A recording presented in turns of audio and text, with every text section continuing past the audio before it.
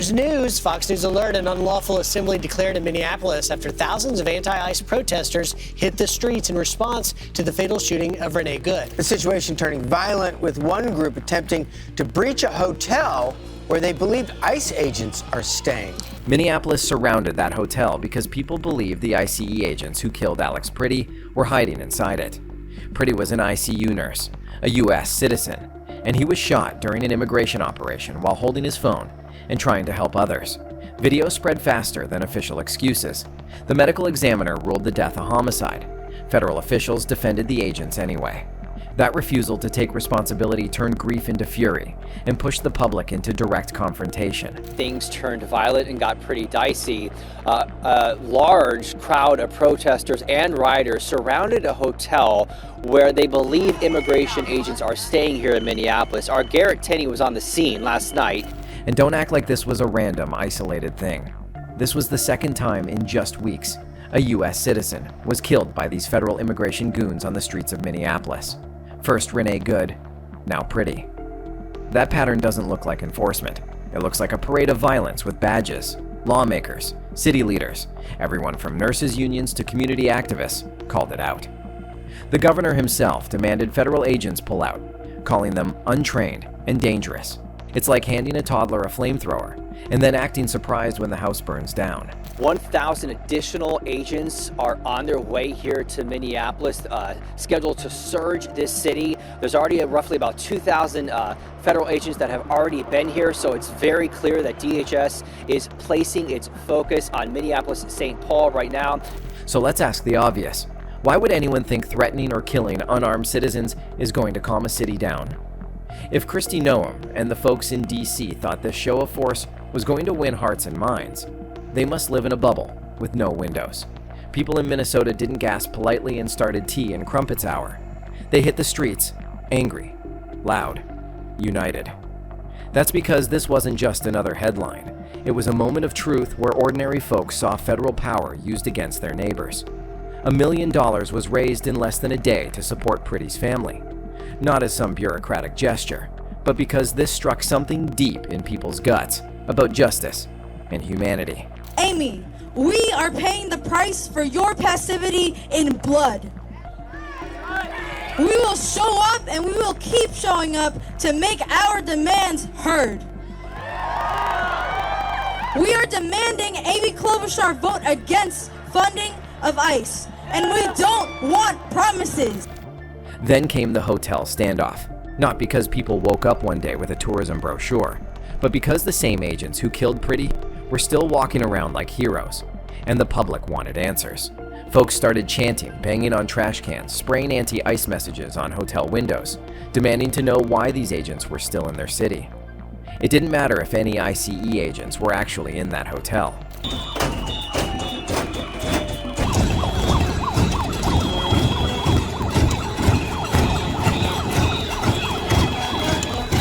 What mattered was the symbolism.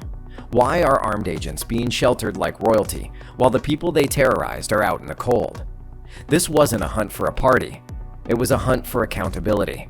He said a smaller group of the protesters broke into the depot in downtown Minneapolis, tossing around the furniture inside, while others were spray painting anti-ICE messages on the window. And let's be honest here.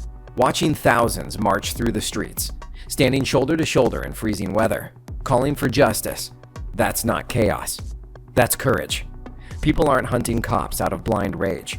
They're hunting down answers, and they're not getting them from the Kristi Noems of the world who keep spinning fairy tales about how federal violence is somehow law and order. Polls now show a majority of Americans want someone like her out of office because they see past the spin and recognize brutality when they feel it in their bones. That's fine. U.S. citizen, former. You want to come at us? You want to come at us? I say go get yourself some lunch, big boy. Go ahead. Out the car. Now, Vice President J.D. Vance says that body camera video shows that the officer shot Renee Good in self-defense, but the Democratic mayor of Minneapolis here, Jacob Fry, he is condemning the federal agent. J.D. Vance, Trump's favorite hype man on cable news, went on national TV and tried to paint Pretty's killing as justified, like somehow pointing a camera at armed agents is a mortal threat. Really? That's the logic. ICE agents get to spray pepper gas, draw steel, and then shoot someone who was trying to help a pepper-sprayed woman. And the folks at DHS either sit quiet or double down on their initial statements. At what point does defending these actions look less like law enforcement and more like an obsession with domination? Promises won't bring back Alex Preddy or Renee Good. Now I'm absolutely stoked to introduce. Repeat after me. All power to the people. And Minnesota isn't sitting on its hands. People organized general strikes, streets clogged with protesters demanding the federal presence end, demanding accountability for pretty and good, and even demanding reform or abolition of the very agencies that have brought nothing but fear to their neighborhoods.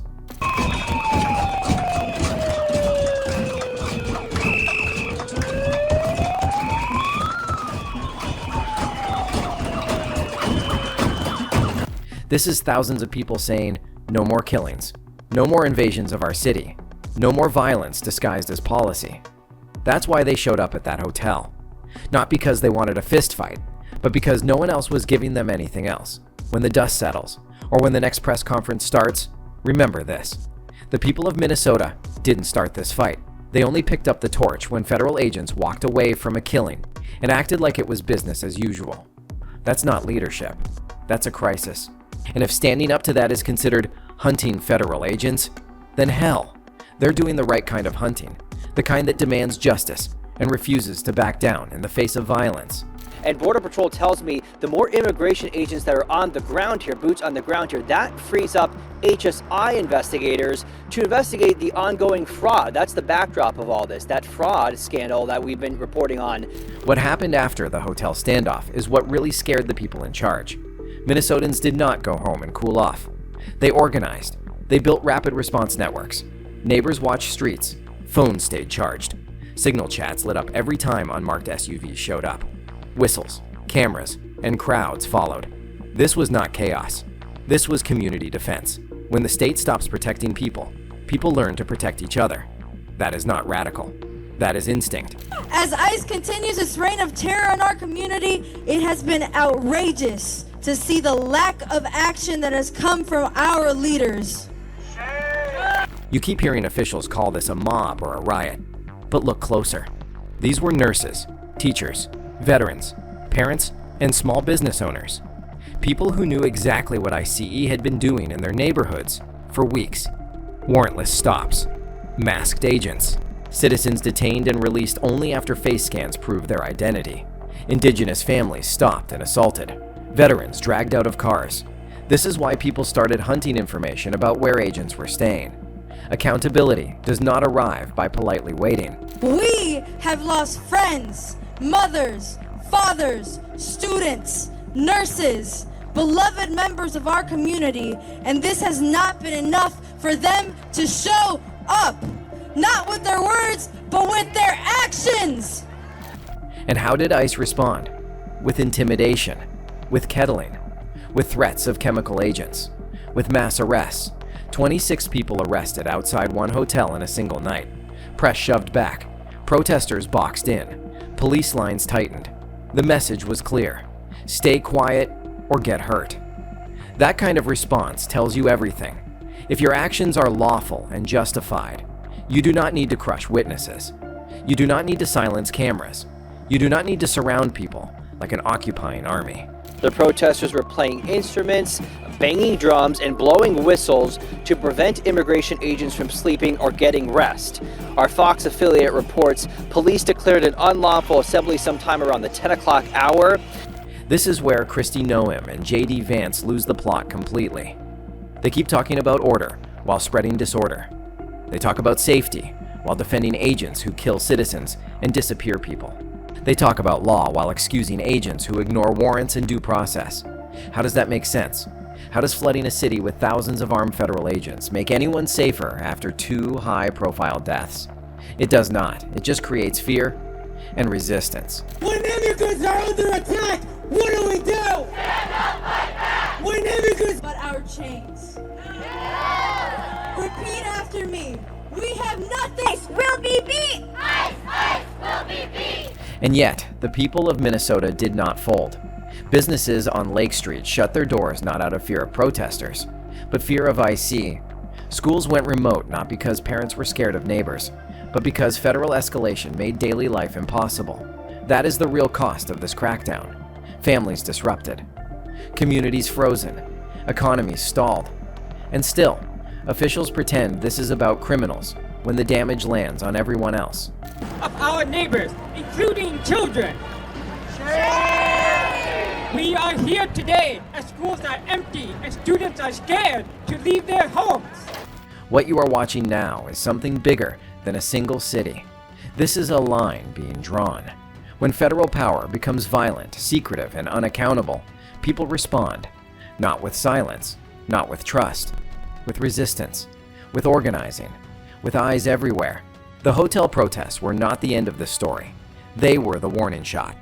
To feed children and educate children, Somali children in Minneapolis. And then suddenly, as we're uncovering billions of dollars of theft that had been going on in all of these programs by people who are connected to politicians. So when they say protesters were hunting ICE agents, tell the full truth.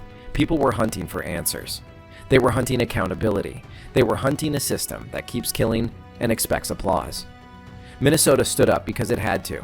And once people stand up like that, once they realize their numbers matter more than federal spin, it becomes very hard to push them back down.